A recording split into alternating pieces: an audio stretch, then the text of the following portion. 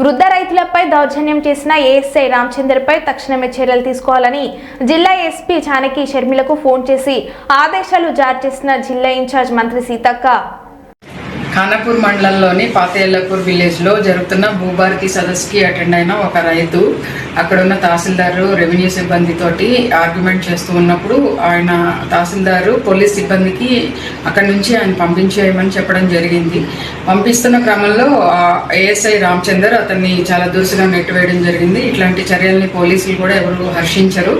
ముఖ్యంగా నిర్మల్ పోలీస్, మీ పోలీస్ అని మేము ఒక క్రమంగా ప్రజలకు దగ్గర అవుతూ ముందుకు వెళ్తున్న క్రమంలో ఇట్లాంటి చర్యలు అసలు నిర్మల్ పోలీసులు ఎట్టి పరిస్థితుల్లోనూ సహించేది లేదు. అలాగే మా జిల్లా ఇన్ఛార్జ్ మినిస్టర్ సీతక్క గారు కూడా ఈ విషయంలో ఆరా తీయడం జరిగింది.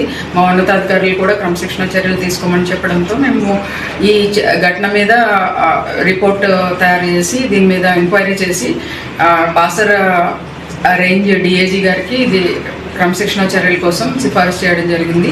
ఈ రామచందర్ ఏఎస్ఐని డిఐజీ సస్పెండ్ చేశారు, విధుల నుంచి తప్పించడం జరిగింది.